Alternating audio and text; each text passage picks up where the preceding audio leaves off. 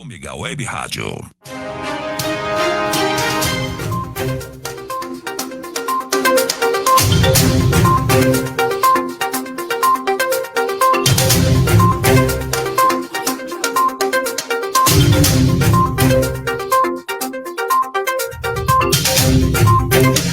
Boa noite a todos, boa noite aos internautas, boa noite Emerson, boa noite Marcelo. Mais uma noite com fatos em destaques. Hoje nós vamos falar sobre a questão do alcoolismo, que vem aumentando principalmente em razão da pandemia. Então é uma questão bastante complicada aqui em nossa sociedade, porque tem várias consequências.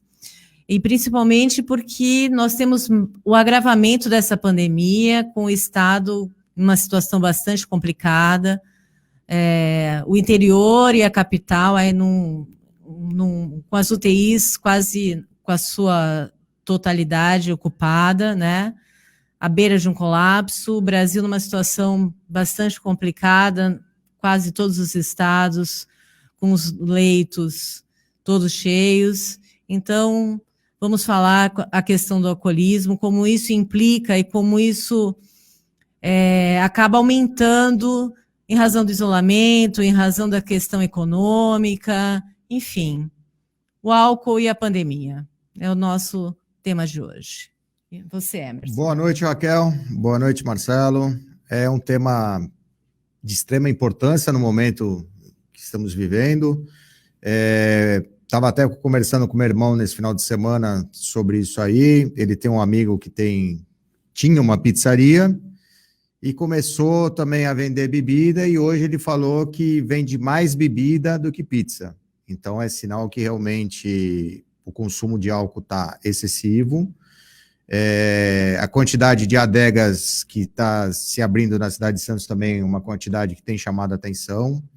Eu acho que é um tema importante até pela situação das pessoas que estão ficando mais em casa, mais reclusas e mais ociosas também, e acabam tomando uma taça, e uma taça vira uma garrafa vira uma caixa, e quando vai ver, a coisa está meio fora de controle. Então, nós temos dois convidados aí que são experts no assunto, né? E espero que esclareça o pessoal de casa, que de repente está vivendo uma situação próxima dessa, ou que está realmente vivendo a situação, e que os profissionais possam, de alguma forma, aí, auxiliar essas pessoas, até porque a gente vinha conversando no caminho, e parece que existe uma possibilidade de ter um lockdown no estado de São Paulo. E aí a coisa provavelmente vai ficar pior do que já está. Então, por favor, Raquel, apresente nossos convidados e... Então vamos colocar na tela os nossos convidados. Muito prazer em recebê-los. Vamos lá, doutora Regina. Gostaria que a senhora se apresentasse.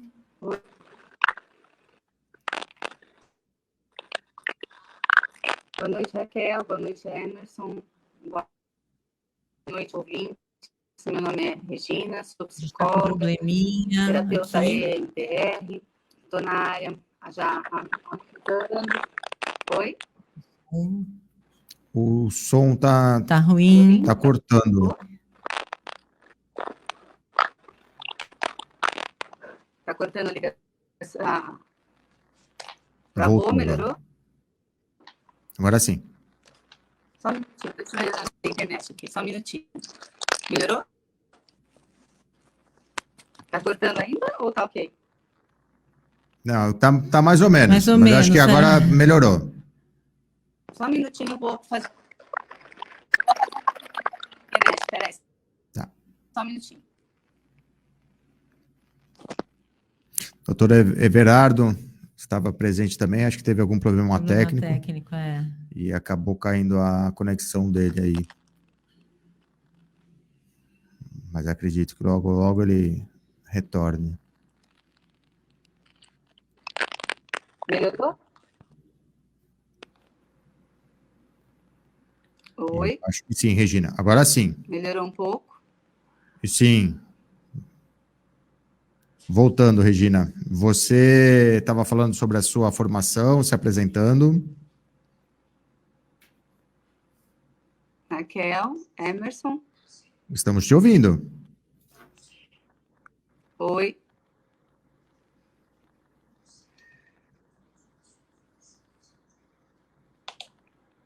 Estamos te ouvindo, Regina. Ah, tá. Desculpa. Não, tudo bem. Posso falar? Esses são os problemas do programa ao vivo, né? Temos que lidar, né? Não, pode se apresentar, Regina. Da sua Desculpa informação. aí eu mudei aqui a minha internet. Então, como eu falei, meu nome é Regina, sou psicóloga clínica, já trabalhei como psicóloga jurídica, sou terapeuta EMDR, estou há bastante tempo na área, tenho atendido pessoas, né? Hoje o tema é o alcoolismo e o aumento dele na pandemia. A pandemia, ela aumentou, potencializou muitas questões do ser humano, né?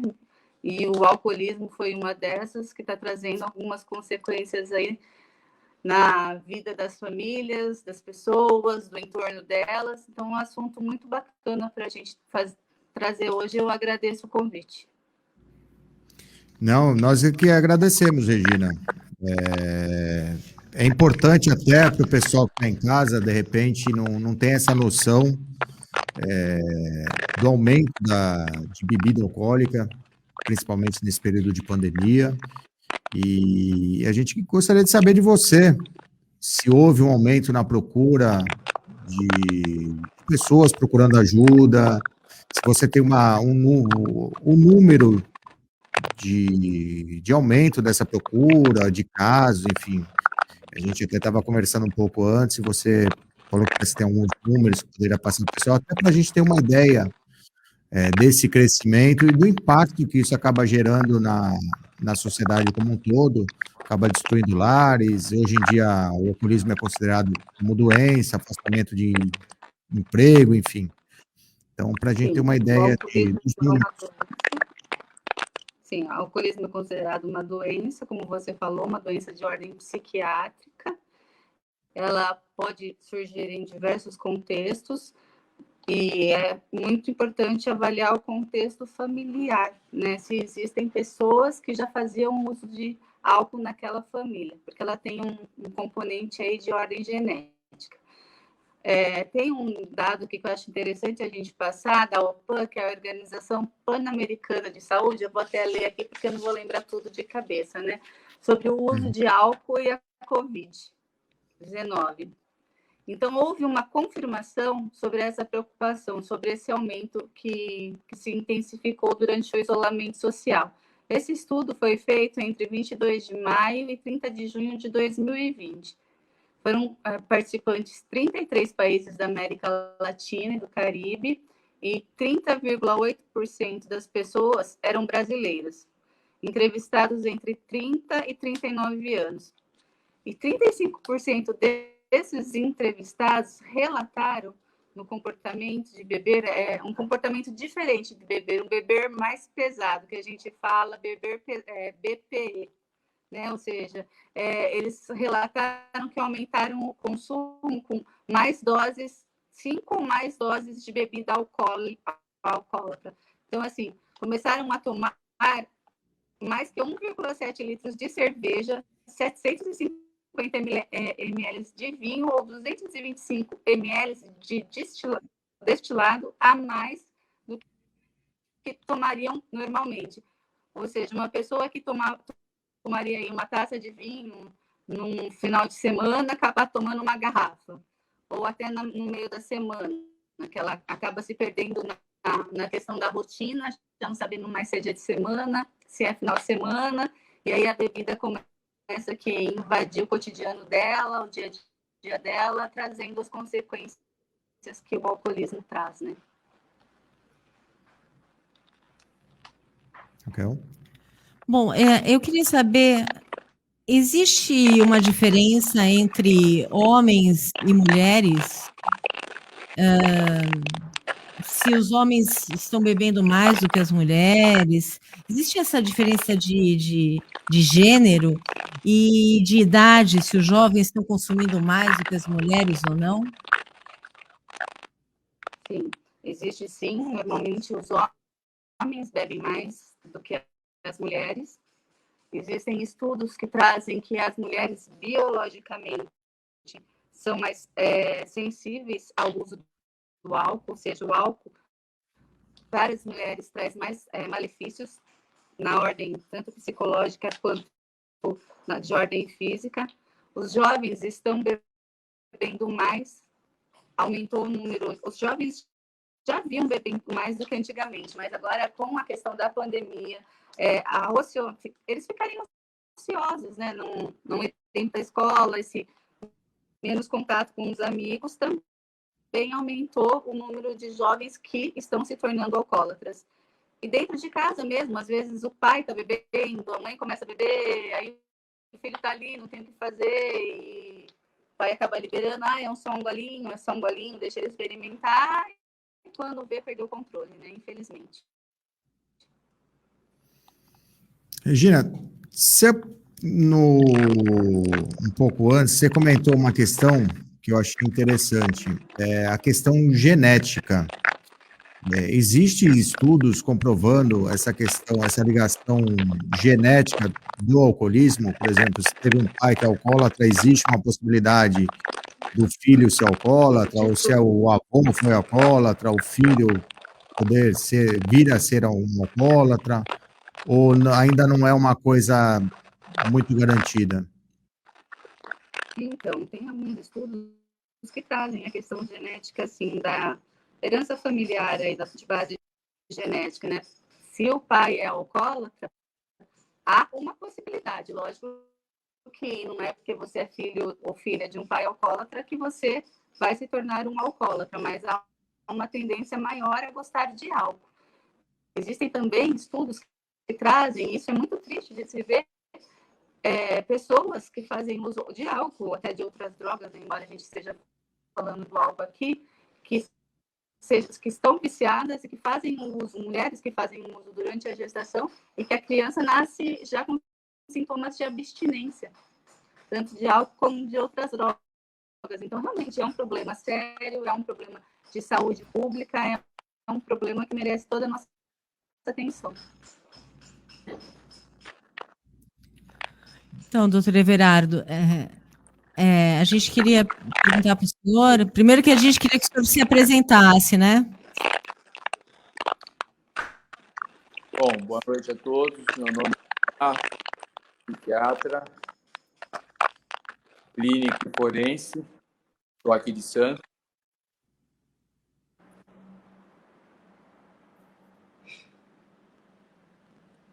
E estou à disposição de vocês. Bom, eu queria que o senhor falasse a questão do alcoolismo. O alcoolismo, assim, durante a pandemia, ele vem aumentando, segundo alguns estudos que eu já li, algumas reportagens. E isso faz com que a violência também aumente, principalmente a violência doméstica?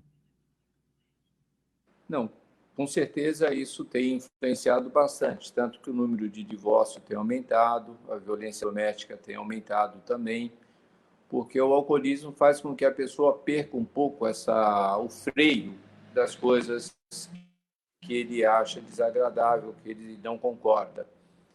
Então, aflora uma série de coisas que estão dentro do inconsciente, ele deixa isso passar e realmente a violência aumentou muito, principalmente contra a mulher. No Brasil, durante o período judicial, parece que o feminicídio chegou em torno de 22%, aumentou em 22%. Felizmente tivemos um problema. De novo. O doutor Everardo acabou caindo. Raquel? Bom, caiu também. Vamos aqui. Hoje acho que a rádio bebeu um pouquinho a mais. E está meio difícil. A questão, né, que ele estava falando do feminicídio, realmente, eu fiz uma pesquisa sobre isso. O feminicídio no Brasil, ano passado, aumentou. O que se tem de índice oficial é que ela tem aumentado em torno de 28%, mas isso é o oficial, né? O que se acha é que Os índices não oficiais é que isso tenha chegado a 70%. É um número absurdo mesmo. É o que é um número absurdo, né? E eu estava vendo ontem uma reportagem que a cada 90 minutos uma menina é estuprada no Brasil. Nossa. Quer dizer, no estado de São Paulo. No Brasil, parece que a cada 3 minutos uma mulher é estuprada no Brasil. Inclusive, você comentou esse fato, eu lembrei que tinha um programa não, tinha um comercial, alguma coisa, que durava, acho que 1 minuto e pouco, eu não sei se era questão do estupro ou questão da violência contra a mulher, né? Agora eu não lembro. Mas ela falando assim era algo absurdo, que era 1 minuto que durava o comercial, ela falou, então, terminou uma, agora já está entrando outra. Exatamente. Aí eu parei para pensar, eu falei, meu... Que absurdo. E isso são os índices oficiais, porque também a subnotificação do estupro chega a 70%. Então, infelizmente, e a gente sabe que o álcool, ele piora, né, toda essa violência contra a mulher. Tanto a psicóloga como o psiquiatra podem afirmar o que nós estávamos falando. Nós estávamos falando que não só a violência contra a mulher, né, o feminicídio, tem subnotificações, e que o estupro, né, também tem subnotificações. E que o álcool, ele ele encoraja o homem a fazer isso, né? Ele é encorajador, quer dizer, se ele estiver mais alcoolizado, ele tem uma propensão maior, pelo menos as pesquisas dizem isso, a fazer isso, né? Os dois caíram. Então, são questões aqui que a gente acaba realmente fazendo pesquisa. Eu já fiz algumas palestras de violência contra a mulher e a gente sabe muito que é uma questão muito delicada, né? O álcool devasta as famílias e leva ao suicídio também, né? Que é um outro problema bastante grande aí. E o próprio impacto que ocasiona, né? Porque a pessoa começa, vou beber um copo, vou beber meia garrafa, vou beber isso, achando que consegue se controlar. E muitas vezes não consegue, porque você bebe hoje, aí amanhã você vai beber mais para ficar igual hoje, aí depois de amanhã você vai bebendo mais e você vai criando um buraco, e quando se dá conta, às vezes você já está no fundo do buraco, né? E para você conseguir reverter essa situação, muitas vezes é complicado, né? Não sei se o senhor está acompanhando a nossa fala aqui, doutor Everardo, mas a gente gostaria de saber aqui, diante disso que estamos falando, essa questão de entrar é fácil, e sair dessa questão do alcoolismo, dessa bebida, pela experiência de vocês, qual a maior dificuldade da pessoa conseguir sair dessa situação? Lógico, antes tem que identificar, mas já que o tema era esse, da gente chegar no buraco, a gente gostaria de saber de vocês, qual a dificuldade maior da pessoa conseguir sair dessa situação do alcoolismo? Na verdade, para ela sair, ela tem que perceber que ela entrou, né? E ela tem que aceitar que ela está aí com um problema de saúde, porque o alcoolismo, como a gente vem falando aqui, é uma doença. A partir do momento que a pessoa percebe que ela tem essa doença,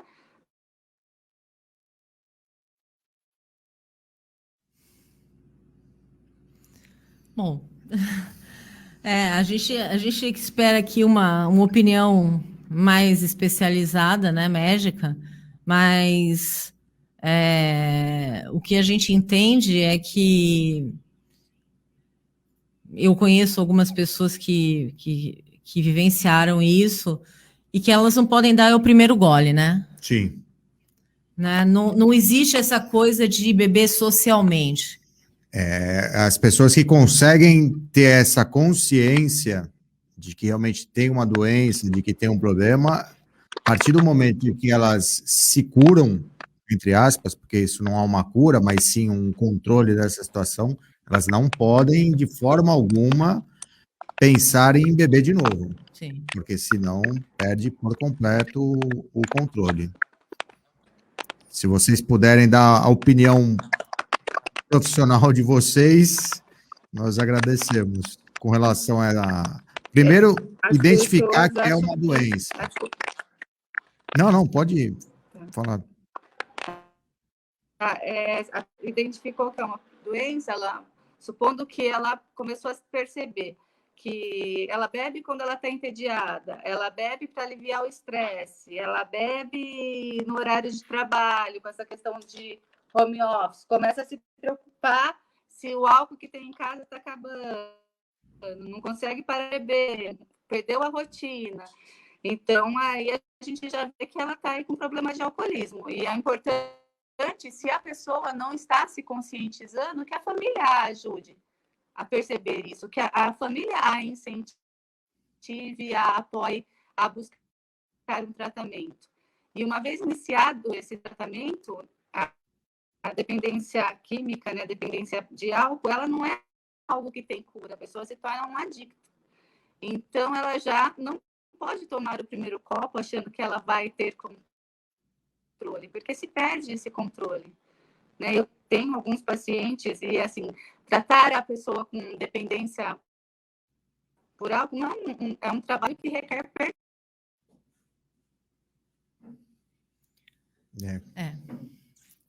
Bom, a outra questão que eu acho importante da gente falar do alcoolismo durante a pandemia é uma questão que a solidão, né?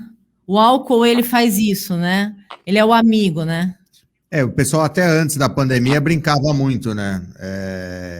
A minha amiga, a minha companheira é a garrafa de pinga, ou a garrafa de cerveja, ou os amigos do bar.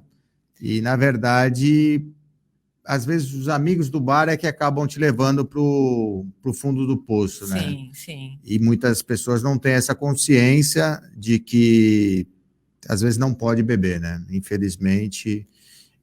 e talvez não tenha consciência de que beber demais vai fazer perder muita coisa. Então, às vezes, perde família, perde emprego, até como a doutora Regina comentou, o pessoal que está trabalhando em home office acaba bebendo demais. Eu até estava conversando com um amigo agora de tarde, e ele comentou justamente isso, que tem um conhecido dele que está trabalhando direto em casa, tal, e o cara falou, olha, eu tomei todas as garrafas de uísque já tomei todas as garrafas de vinho, engordei 8 quilos, porque tem varanda gourmet, então é um churrasco, é um negócio, uma paradinha, ele falou, e tô indo. E às vezes a pessoa realmente não percebe. Não é um caso, talvez, de alcoolismo, o caso dessa pessoa, mas é algo que se preocupe, né? Sim. Porque você fala assim, olha, eu tomei uma caixa de uísque, tomei 3, 4 caixas de vinho. Você, fora a pandemia, você beberia tudo isso? Então, assim, é algo a se pensar. Sim. Doutora Regina? Não está segurando muito, não sei se é a minha conexão, se é com vocês, eu sei que eu não consigo parar aqui, né? Não sei. Não, mas vamos tentando. Peço desculpas aí se é alguma coisa de conexão.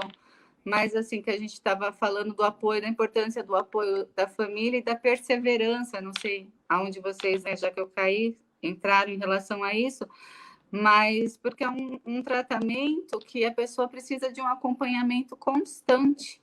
Então, muitas vezes, ela faz o acompanhamento por um tempo e acha que ok, que está tudo bem, só que é uma doença que não tem cura, né? Eu acho que o doutor Everardo aí pode, como psiquiatra, ter uma autoridade aí para falar sobre isso, né, doutor Everardo? Que não tem, né? Não sei o senhor no consultório, porque os meus pacientes, eles às vezes têm recaída, assim, às vezes não, muitas vezes têm recaída. E eu sempre preciso trabalhar em parceria com um psiquiatra, porque muitas vezes eles têm necessidade de fazer uso de medicação para até segurar a vontade de beber.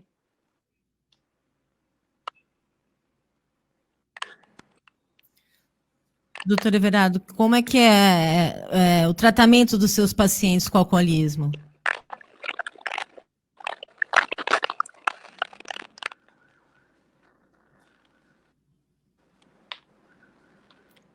É verdade.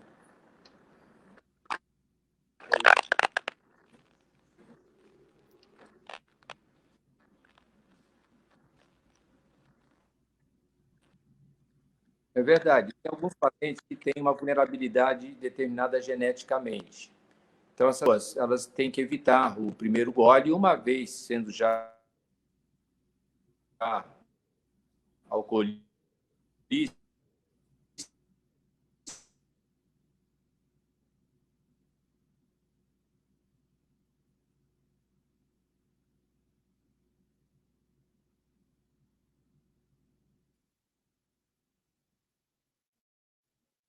Doutor Everardo?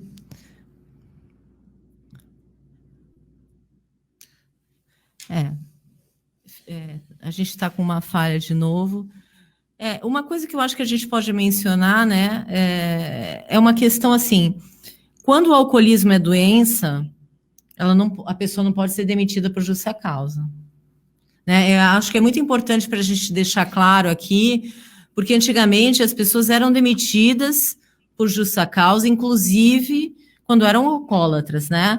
Aí houve um caso que foi o percursor disso, que foi muito interessante, na Justiça do Trabalho, porque ele era degustador de cerveja, ele trabalhava com isso, e ele virou alcoólatra em razão disso, e depois ele foi demitido por justa causa, né? E aí, é evidente que em razão desse caso específico, houve uma mudança da mentalidade, né, inclusive da Justiça do Trabalho, porque ela percebeu que o alcoolismo ele era uma doença, né, e não era uma causa de desleixo Sim. ou de um problema, e que essa pessoa precisava ser tratada, então ela tinha que ser afastada, ela tinha que ser levada ao INSS e não ser demitida por justa causa, né? Então, esse caso foi muito emblemático, porque essa justa causa foi revertida, ele foi indenizado, inclusive, por dano moral. Foi muito interessante, porque dentro da nossa Justiça do Trabalho, foi um caso bem emblemático, porque foi a própria empresa que o levou ao alcoolismo, né? E aí depois ela o demitiu por justa causa. E a partir deste caso, quando se tratar de alcoolismo, que é doença, então existe muitas vezes uma pré-existência familiar, a pessoa é considerada um toxicômaco, né? Exatamente como uma pessoa viciada em drogas ilícitas. E aí essa pessoa não vai ser demitida por justa causa. Diferente de uma pessoa que bebe numa festa e vai trabalhar alcoolizada. Essa pessoa pode ser demitida por justa causa. É importante mencionar isso, justamente essa diferenciação, porque o pessoal acha que eu vou beber e não vai acontecer nada. Não é assim. Não. Então, o pessoal tem que ter essa consciência que tem todo um estudo por trás para ver se realmente a pessoa é um alcoólatra, se não é, se ele bebe eventualmente, se não bebe eventualmente. E se essa já fez tratamento, se não fez. E essa decisão que você mencionou, Raquel, é uma decisão relativamente nova para os parâmetros da justiça. Sim. Porque se até o doutor Everardo e a doutora Regina certamente vão acompanhar desse raciocínio. Se você for parar para pensar, o fato de beber era comum até meados da década de 80, começo da década de 90, você via a criança bebendo, os pais davam para a criança, toma um pouco de vinho, toma um pouco disso. Era meio que tradicional, meio que familiar a coisa. E, às vezes, numa dessa, você pode gerar até a pessoa já ter uma tendência ao alcoolismo, e ali pode ser o gatilho, é normal beber, então qual o problema, né? Até gostaria que eles falassem sobre isso, né? O exemplo dos pais com relação aos adolescentes, de deixar as bebidas expostas e, inclusive, dizer para os filhos que é normal beber, isso incentiva os adolescentes a beber. E isso pode ser um problema muito grave, né? Isso é um comportamento, na minha opinião, que deve ser desmotivado e não incentivado. Eu gostaria da opinião dos dois com relação a isso. Doutor Everardo, que está aqui com a gente. Não. Hoje nós que vamos virar os especialistas. Bom, eu também já tive eu já verifiquei alguma literatura sobre isso. E definitivamente os pais que incentivam, né, que bebem muito, fazem festa e que colocam isso como uma normalidade dentro da casa, vão ter os filhos mais propensos a beber. É isso, doutor Everardo?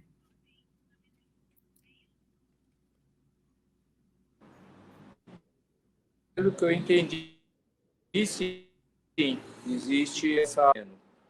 Do 0 anos de idade, você vai formando uma série de circuitos cerebrais, ativo, pró-social, dependendo do ambiente que você vive, sistema, esse circuito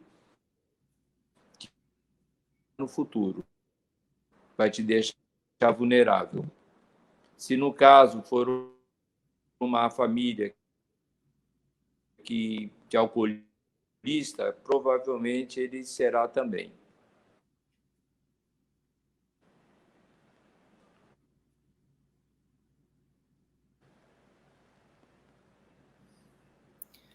Acho que estamos com problemas aqui, Raquel. Eu queria mencionar um fato que eu vi uma vez no rádio, só que era questão de drogas, mas que eu acho que também dá para se aproveitar na questão da bebida, do alcoolismo. E foi interessante, o rapaz, ele tinha uma clínica e ficou alguns anos na Cracolândia, em São Paulo. Tinha uma condição financeira boa, foi internado algumas vezes, e ele falou que a única vez que ele realmente decidiu sair foi numa noite de Natal, se eu não me engano, que ele tinha acabado de ver um jovem morrer de overdose, que acaba não sendo o caso do alcoolismo, mas pode morrer de coma alcoólico, não de uma overdose, enfim. E ele falou, olha, não tem uma regra para você fazer o tratamento. Então, você tem que descobrir algo que dê prazer à pessoa para tirar aquele prazer. Então, se a pessoa tem o prazer de beber, qual é o prazer da pessoa? É correr? Então, vamos botar ele para correr. O prazer dele, de repente, é tocar um instrumento? Vamos colocar ele para tocar um instrumento. Falou, então não existe uma regra, falar assim, não, para parar o alcoolismo, todo mundo vai ter que correr. Às vezes não. Às vezes você não gosta de correr, mas gosta de pintar, gosta de desenhar, de cantar, enfim. Então, eu achei interessante isso. Ele falou, primeiro você tem que entender que você é um doente, que é o caso que eu acho que se aplica perfeitamente, né, doutora Regina? Sim. Se entender que você é um doente. Sim, a aceitação do vício, né? Eu tenho um problema, seja em qualquer vício, né? Seja vício ou seja alguma doença, ou até depressão, ansiedade, a gente pode estender isso. O primeiro passo é você aceitar que você tem uma questão que precisa ser tratada. E aí iniciar, né, o processo com o apoio dos familiares e com bastante força de vontade e perseverança. Porque é difícil no início, né? Vocês que têm essa experiência, para a pessoa começar, acho que é difícil, né? É difícil, e às vezes a pessoa vai querer tentar sozinha, ela tem uma crise de abstinência, que a crise de abstinência ela tem sintomas terríveis, tanto físico quanto emocional, como sudorese, tremedeira, taquicardia. Então, causa um mal-estar muito grande na pessoa. E aí também às vezes o preconceito de tomar uma medicação, de iniciar uma medicação de uso psiquiátrico, que na verdade isso a gente tinha que dar, era graças a Deus, né, da gente ter a medicina aí, a farmacologia nos apoiando nesse sentido. Então, acho que assim, sempre tem que ser um trabalho multidisciplinar, porque é muito importante esse apoio. E a pessoa pode, mas aí vou ter que tomar remédio psiquiátrico, eu não estou louco. E não é nada disso, gente, pelo amor de Deus, é um problema e todos nós estamos sujeitos a desenvolvermos algum tipo de problema e uma hora aí precisar do amigo psiquiatra, né, que muitas vezes nos salva, um remédio aí que nos ajuda a regular nossa emoção, nossas sensações, os nossos sintomas, antes até mesmo de iniciar um processo terapêutico. Eu não sei qual a opinião do doutor Everardo sobre isso, né, doutor Everardo?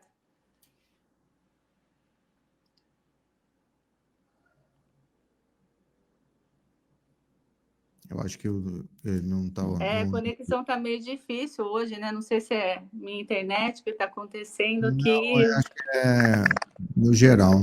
Então... Voltou, doutor?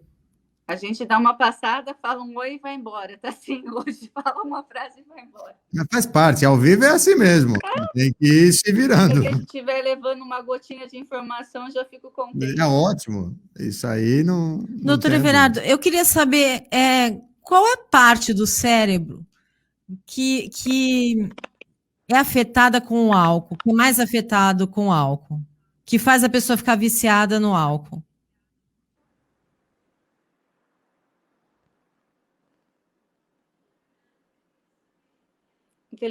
O microfone dele acho que está fechado.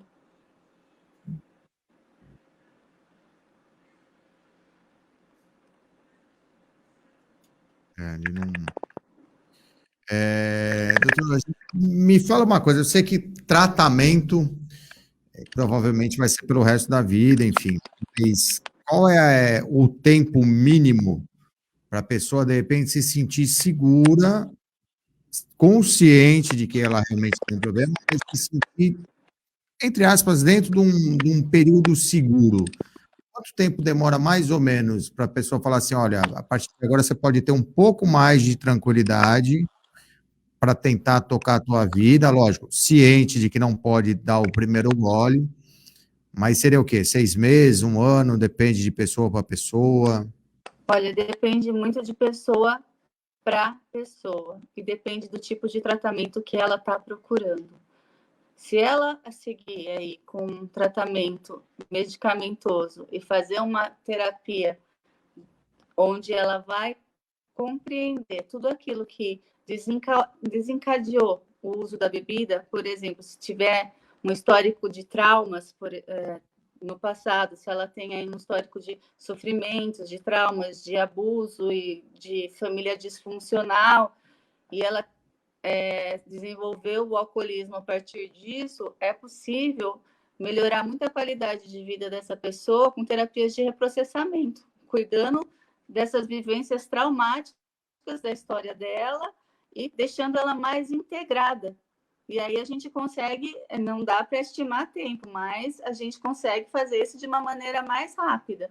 Mas ela precisa se conscientizar e tomar a medicação para tirar a vontade dela beber. A partir do momento que ela está estabilizada nesse ponto, é bem mais fácil trabalhar terapeuticamente com ela. E aí tem outras formas aí de ajuda, né? Embora eu seja psicóloga, eu sou super a favor da pessoa fazer um esporte, desviar o foco da bebida, da diversão com a bebida, né? Porque a bebida, quanto outros vícios, ele é um refúgio, ele é uma fuga. Então, do que você está fugindo, né? O que está aí dentro de você que você precisa tomar 1 gole, 2 goles, uma garrafa para se sentir melhor? O que não está te fazendo se sentir bem de verdade? Então, ter esse olhar humanizado, não só aquele olhar, é um bêbado, ele só enche o saco da família. Porque enche mesmo, né? Vamos falar a verdade, né? Incomoda mesmo, porque o alcoolismo, ele atrapalha a pessoa e o entorno dela, como as outras doenças. ele adoece a família. Uma pessoa que tem um doente na família também precisa ser cuidado, o cuidador precisa de cuidado. Então, é importante isso. Agora, falar assim, vão ser 6 meses, vão ser, sei lá, 2 anos, não dá para saber. Mas dá para cuidar e dá para melhorar muito a qualidade de vida. E podem ter recaídas nesse caminho. Sim, podem ter recaídas nesse caminho. Mas não é porque você está na dieta e naquele dia você comeu 2 pedaços de bolo de chocolate que no outro dia você precisa fazer de novo, né? Então, vamos lá, vamos respirar fundo, vamos erguer a cabeça, vamos começar, porque quando a pessoa bebe por alguns dias, ou mesmo que seja por uma noite inteira, que ela já tem um problema, o dia seguinte dela e os próximos dias costumam ser bem ruins.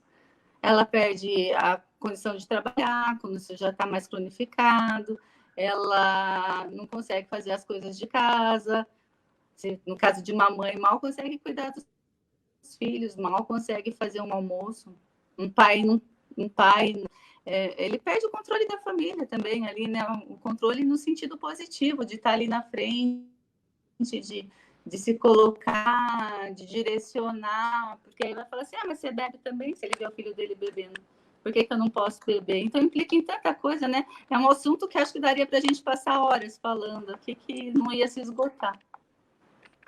Não, os próprios reflexos, né? Como você está mencionando, não é só o fato da pessoa beber, é o reflexo em tudo à volta dela. É trabalho, é família, é relação com o vizinho, é relação com o filho, é relação com família. Acaba tudo sendo deteriorado e, que nem todo mundo fala, às vezes a própria bebida acaba sendo porta para outro tipo de droga, enfim, a pessoa acaba se tornando mais vulnerável para outras situações, né? Doutora, eu deixa um estágio, quando eu ainda estudante de psicologia. Geralmente a bebida é uma fuga, né? É mais fácil você tratar, tentar tratar o motivo para aquela pessoa estar utilizando do álcool para poder tentar fugir de alguma coisa que aconteceu, né? A gente ouve muito que as pessoas têm traumas e que esses traumas geralmente vêm da primeira infância, né? Isso é muito repetitivo, é muito repetido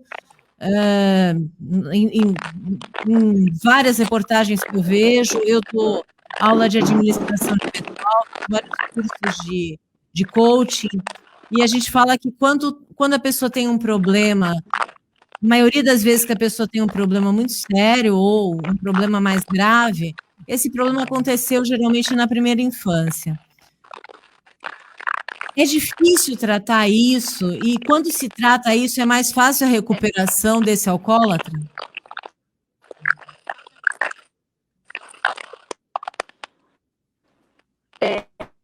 É difícil tratar, sim, mas é possível ser tratado, né? É possível ser tratado. Quando o problema está conectado ali com a primeira infância, é importante chegar ao fato ocorrido. Eu gosto muito da terapia de MDR, porque ela nos dá essa possibilidade, através de um protocolo, de avaliar todo o histórico de vida da pessoa e observar o que aconteceu e as ideias e as crenças e chegar numa causa que pode ser, sim, na primeira infância, como pode ser intrauterino ou até em algum outro momento da vida dela, e tratar isso para que a pessoa possa ter uma melhora. Mas eu não vou falar em cura de, né, e acho que o doutor também tem a opinião dele sobre isso, porque a gente não fala em cura na saúde mental, a gente fala em remissão de sintomas. Eu não tenho nunca li um artigo ou algo que fale assim, está curado. Não, teve os sintomas, está com sintomas em remissão. Então, acho que cuidar da criança, aí você vai cuidar da criança. Quando você está ali na criança, você não está cuidando só daquele adulto que está ali na frente, você está cuidando da criança interior dele, você está cuidando do adolescente, você está cuidando do bebê, você está cuidando de tanta gente, uma pessoa, né? De tantas partes dela. Então, é assim, vamos organizar as partes para deixar a pessoa mais bonitinha, mais arrumadinha. Não sei se eu respondi assim a sua pergunta. Doutor Everardo? Não, respondeu sim, com certeza. Doutor Everardo?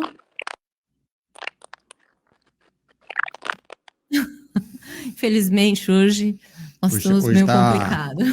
Tá difícil. Bom, vamos tocando. Programa ao vivo é assim, Raquel, não tem jeito, e cai, levanta e vamos indo. Por isso que a gente está aqui, né? Fora a quantidade de pessoas que estão pela internet agora, né? Está todo mundo se comunicando assim agora. Então, sim. É verdade, é verdade. Acho que ele voltou. Vamos lá, vamos ver se ele consegue responder.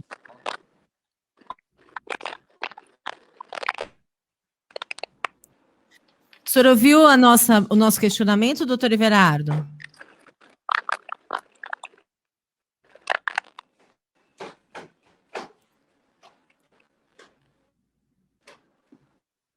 Vou conseguir num chiado, não consigo ouvir o que você está falando. E toda hora está saindo do ar aqui. Então, o que a gente falou aqui seria quando, assim, Qual é a pergunta? A maioria dos... O senhor está ouvindo?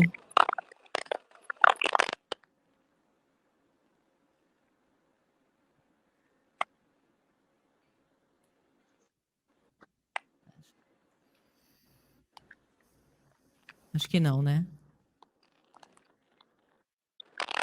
Bom, então, vamos continuar, né?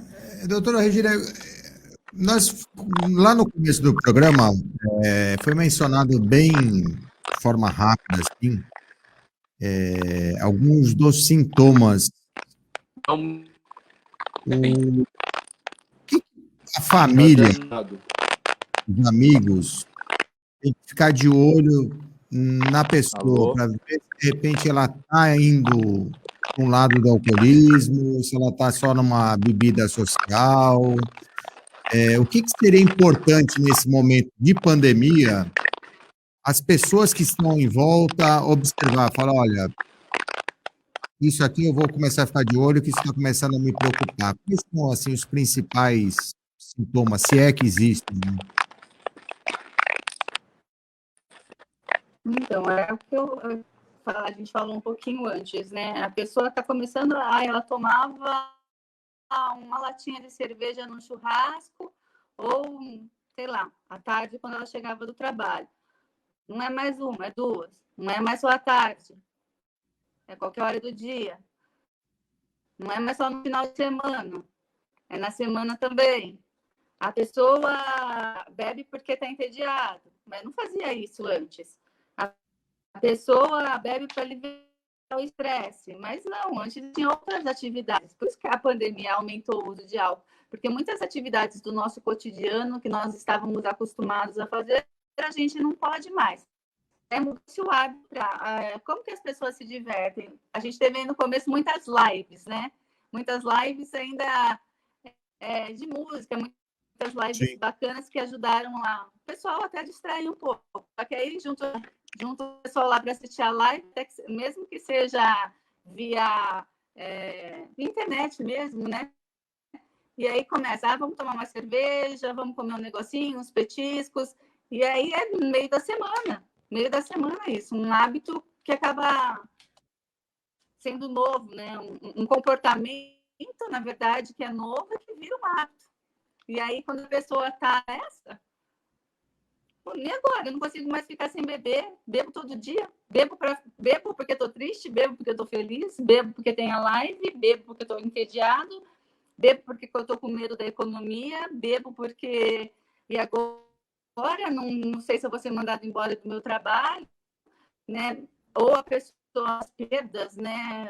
Esse luto que o mundo está vivendo, né?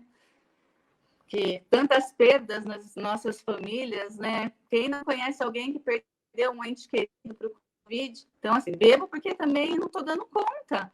Então, assim, é um problema realmente realmente precisa ser olhado, que precisa ser cuidado.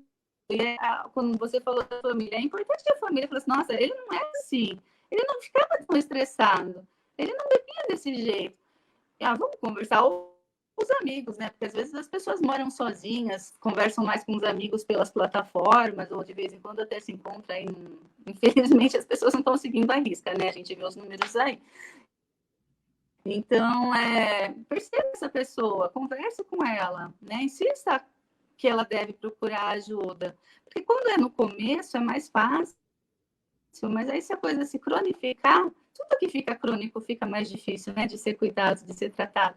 Qualquer doença, até uma doença maligna e um câncer, quando ele é encontrado no começo, o tratamento não costuma ter uma resposta mais positiva, embora eu não esteja falando de uma área que é minha, estou falando por conta de leituras e tudo mais, não quero me intrometer numa área que não é minha, mas é uma coisa meio básica, né? Iniciar o tratamento. E acho que a gente não quer ver quem a gente ama numa situação dessa. É muito duro para uma família ter um pai alcoólatra, ter um irmão. É muito duro você ter um amigo que você ama muito se perdendo. Então, assim, é super importante, né? E acho que a gente tem que ter esse olhar um para com os outros. Acho que a pandemia está mostrando aí a necessidade que nós temos de aprender a cuidar, né, uns dos outros. Isso também é uma coisa que a pandemia trouxe. Seja na percepção que a pessoa está passando aí por um problema de alcoolismo, que é o nosso tema, ou em outras questões que a pessoa está vivendo. O grande problema, eu acho, né, que é a pessoa admitir ela tem esse problema, né? Porque essa pessoa que começou a beber um copo, aí ela aumentou para 2, aí ela vai para 3, aí ela bebe a semana toda. Ela acha que talvez não se aperceba, ela nunca vai admitir que ela virou uma alcoólatra, ou é muito difícil que ela admita isso, não é verdade? É difícil, sim, é difícil, porque, como vocês falaram, né, a pessoa não se percebe mais, ela perdeu a noção de si mesma. E aí, como que ela vai admitir algo que... E outro vício, né, a necessidade, porque é a necessidade, é o vício, não consegue mais ficar sem aquilo. E se eu admitir, eu vou ter que cuidar, não vou poder mais, como que funciona isso? Tem tantas coisas, né? Sim. Emerson? Doutora Regina, tem alguma regra Vício, né? Pede para um fumante para fumar. em relação à bebida? Porque nós estamos falando aqui em questão de, durante a semana, a pessoa começar a beber mais do que o normal, enfim. Mas aquelas pessoas que chegam no final de semana e tomam o tonel inteiro, dá para se considerar também como um alcoólatra ou não? Acho que funcionou. Conseguiu entender a minha pergunta, Regina?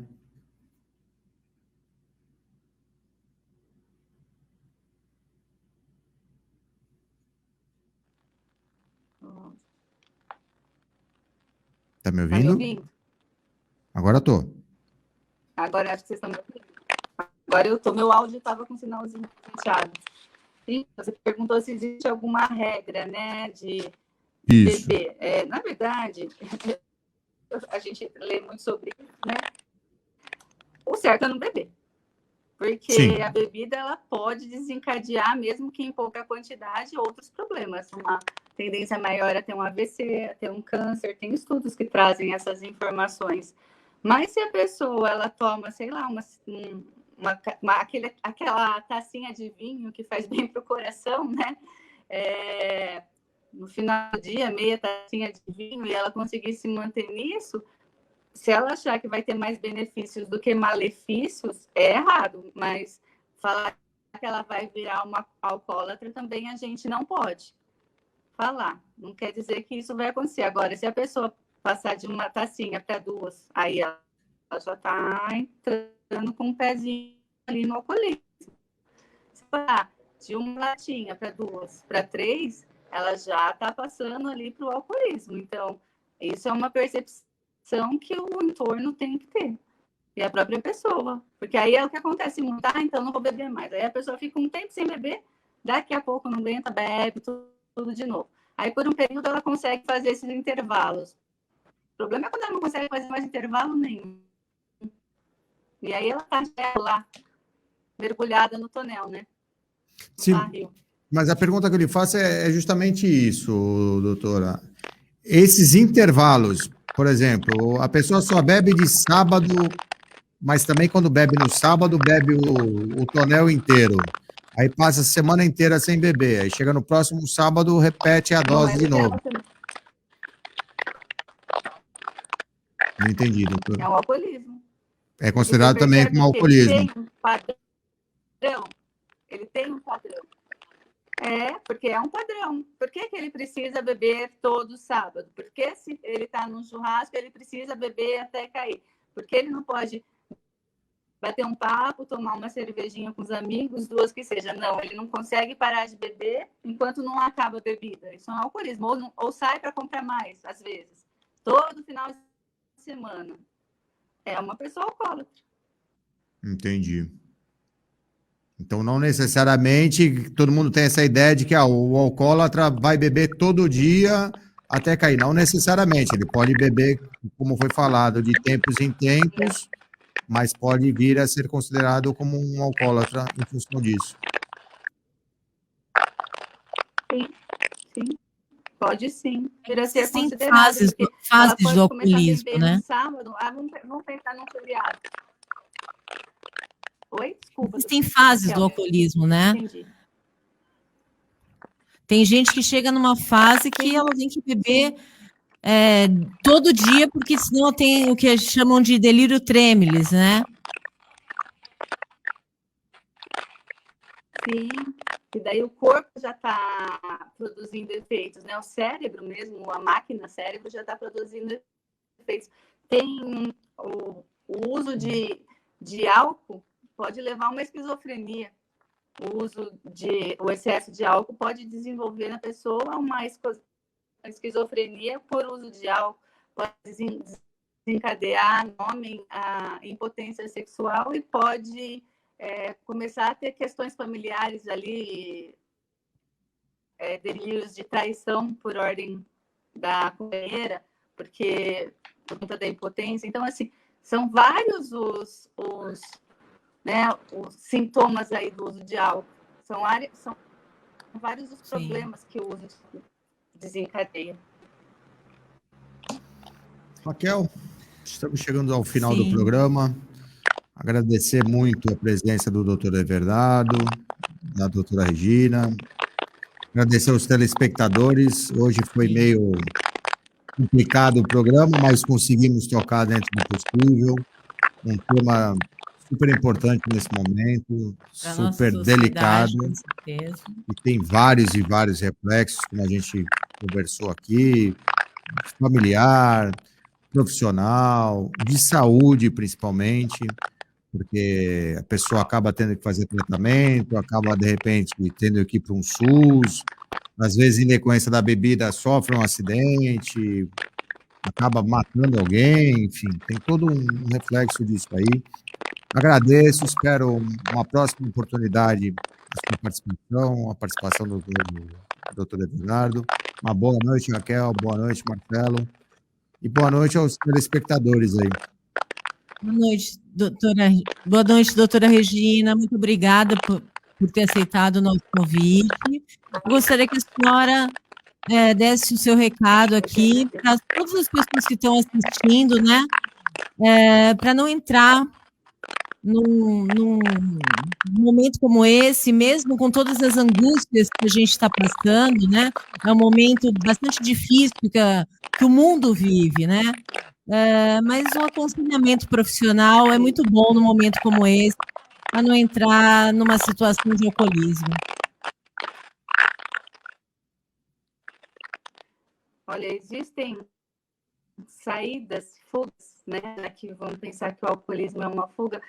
Existem saídas mais positivas. Então, assim, se você está se sentindo triste, se você está se sentindo inseguro, se você está se sentindo deprimido, se você está com as suas incertezas por conta da pandemia, o álcool não vai ser a solução, ele só vai ser mais um problema na sua vida.